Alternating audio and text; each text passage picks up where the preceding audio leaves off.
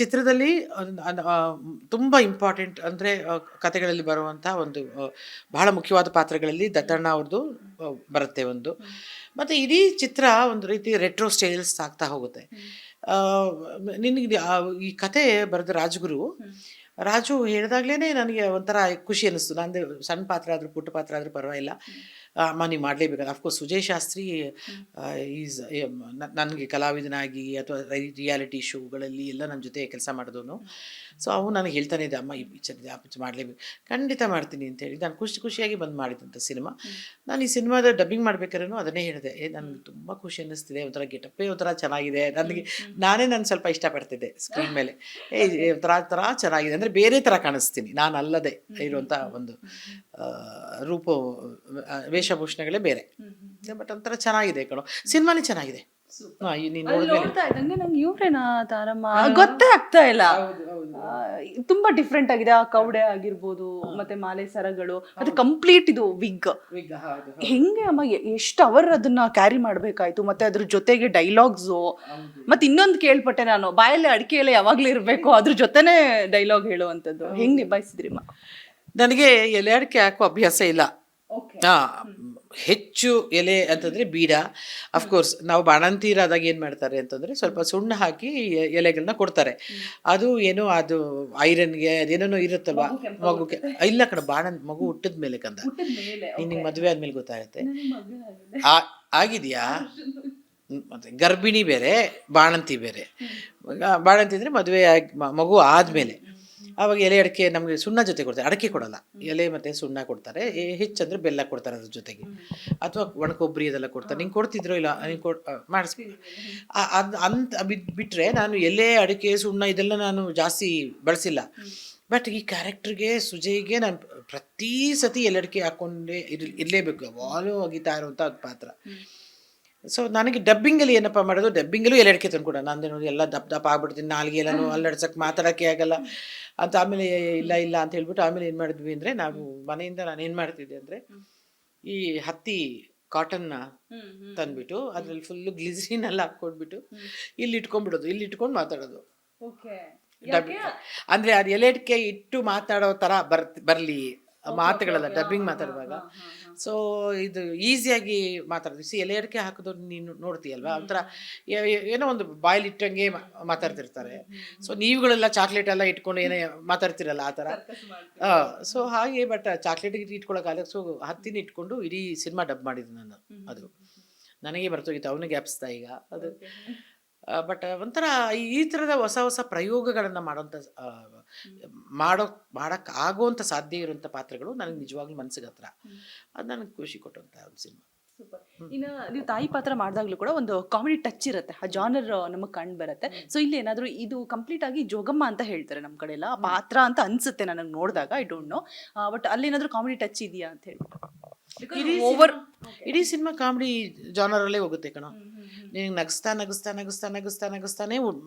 ತಲೆಯಲ್ಲಿ ಹುಳ ಬಿಡ್ತಾನೇ ಇರ್ತಾನೆ. ಅಂದರೆ ಇಟ್ ಗೋಸ್ ಲೈಕ್ ದಿಸ್. ಎರಡೂ ಇದು ಜೊತೆಗೆ ಹೋಗ್ತಿರ್ತವೆ. ಸೊ ನಿನಗೆ ಎಲ್ಲ ಅಂದರೆ ನನ್ನ ಪಾತ್ರ ಕಾಮಿಡಿನ ಅಲ್ವಾ, ಅದು ಏನು ಹೇಳಿದ್ರು ನಿಂಗೆ ಗೊತ್ತಾಗ್ಬಿಡುತ್ತೆ. ನನ್ನ ಪಾತ್ರದ ಬಗ್ಗೆ ಚೂರು ಹೇಳಿದ್ರು ಗೊತ್ತಾಗ್ಬಿಡುತ್ತೆ ಕತೆ. ಬಟ್ ಇದೊಂಥರ ಇಷ್ಟು ಮಾತ್ರ ಹೇಳಬಲ್ಲೆ, ಈ ಕತೆಗೆ ಎಲ್ಲೆಲ್ಲೂ ತಿರುವು ಸಾಧ್ಯ ಅಲ್ಲೆಲ್ಲವೂ ನನ್ನ ಪಾತ್ರ ಇರುತ್ತೆ. ಸೂಪರ್. ಇನ್ನು ನಾನು ಒಂದು ಟೀ ಶಾಪ್ ನೋಡಿದೆ ಅಮ್ಮ ಊರಲ್ಲಿ.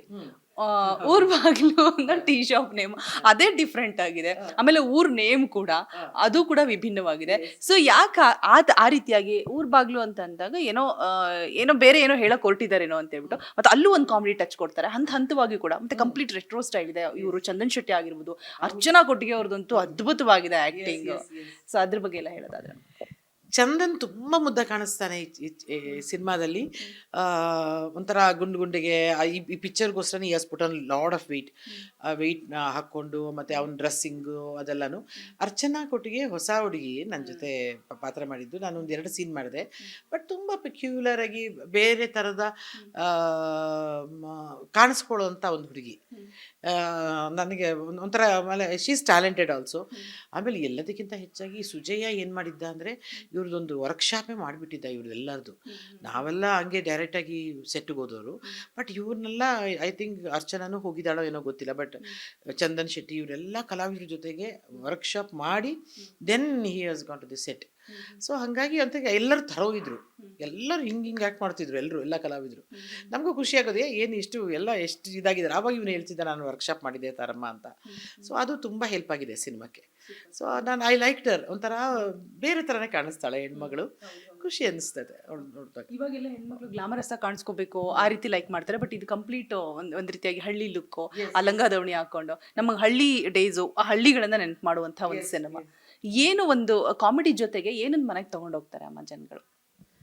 ಇದು ನಿನಗೆ ತುಂಬ, ಅಯ್ಯೋ ಇದನ್ನ ಹೇಳ್ಬಿಟ್ರು ಕತೆ ಗೊತ್ತಾಗ್ಬಿಡುತ್ತೆ ಕಡೆ. ಅವ್ರು ಸುಜಯ್ ಅಂತ 100 ಸತಿ ಹೇಳ್ಬಿಟ್ಟಿದ್ದಾನೆ, ನೀನು ಕತೆ ಮಾತ್ರ ಹೇಳ್ಬಾರ್ದು ತಾರಮ್ಮ, ಕತೆ ಮಾತ್ರ ಹೇಳ್ಬಾರ್ದು ತಾರಮ್ಮ ಅಂತ. ಏನಂದರೆ ಇದು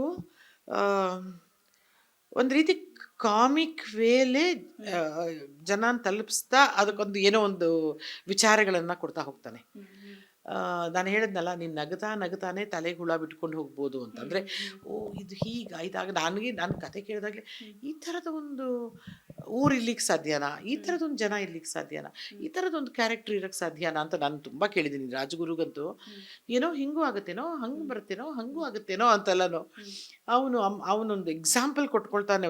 ಅದಕ್ಕೆ ಈ has his own convincing matters ಅವನ ಹತ್ರ. ಈ ಥರದ್ದಿದೆ ತಾರಮ್ಮ, ಹಿಂಗಿದೆ ತಾರಮ್ಮ, ಇಲ್ಲಿದೆ ನೋಡಿ ತಾರಮ್ಮ, ಅಂದರೆ ಎಲ್ಲದಕ್ಕೂ ಅವನು ಈ ಹ್ಯಾಡ್ ಒಂದು ಸಾಕ್ಷಿಗಳನ್ನು ಸಮೇತ ತಗೊಂಡೋಗ್ತಾರೆ, ಕೇಸ್ನ ಅಂತಾರಲ್ಲ ಆ ಥರ ಎಲ್ಲ ಸಾಕ್ಷಿಗಳ ಸಮೇತವೇ ಅವನ ಹತ್ರ ಇತ್ತು. So I was so convinced. ಹೌದಾ ಹಂಗಾರೆ ಓಕೆ ಆಯಿತು ಮಾಡ್ತೀನಿ ಆ ಥರ. ಅಮ್ಮ ಈ ಪ್ರಶ್ನೆ ಕೇಳಬೇಕೋ ಬೇಡವೋ ಗೊತ್ತಿಲ್ಲ, 4 ವರ್ಷ ಆಯಿತು ಆಲ್ರೆಡಿ ರಿಲೀಸ್ ಆಗಬೇಕಾಗಿತ್ತು, ಬಟ್ 4 ವರ್ಷದಿಂದ ಹಿಂದೆನೇ ಕೂಡ ಪ್ರೆಸ್ ಮೀಟ್ಸು ಅದೆಲ್ಲ ಪ್ರಮೋಷನ್ಸ್ ಎಲ್ಲ ನಡೀತಾ ಬಂತು. ಒಂದು ಸ್ವಲ್ಪ ತಡ ಆಯಿತು, ಆದರೂ ಕೂಡ ಅದ್ಧೂರಿಯಾಗಿ ಎಂಟ್ರಿ ಆಗ್ತಾ ಇದ್ದಾರೆ ಒಂದು ಒಳ್ಳೆ ಭರವಸೆ ಮೂಲಕ. ಸೊ ನಿಮ್ಮ ಪಾತ್ರ ಎಷ್ಟು ದಿನ ಶೂಟ್ ಮಾಡಿದ್ರಿ, ಎಲ್ಲೆಲ್ಲಿ ಶೂಟ್ ಮಾಡಿದ್ರಿ? ನಮ್ಮದು ಬೆಂಗಳೂರು ಸುತ್ತಮುತ್ತಲು ಕನಕಪುರ ಅಲ್ಲೆಲ್ಲೇ ಸುತ್ತಮುತ್ತ ಹಳ್ಳಿಗಳಲ್ಲೇ ಮಾಡಿದ್ದು. ಬಹುಶಃ ಇಡೀ ಸಿನಿಮಾ ಅಲ್ಲೆಲ್ಲೇ ಮಾಡಿದ್ದು ಅನ್ಸುತ್ತೆ. ಕನಕಪುರ ರೋಡಲ್ಲಿ ಅದೇ ಹಳ್ಳಿಗಳಲ್ಲೇ ಮಾಡಿದ್ದು ಅನ್ಸುತ್ತೆ.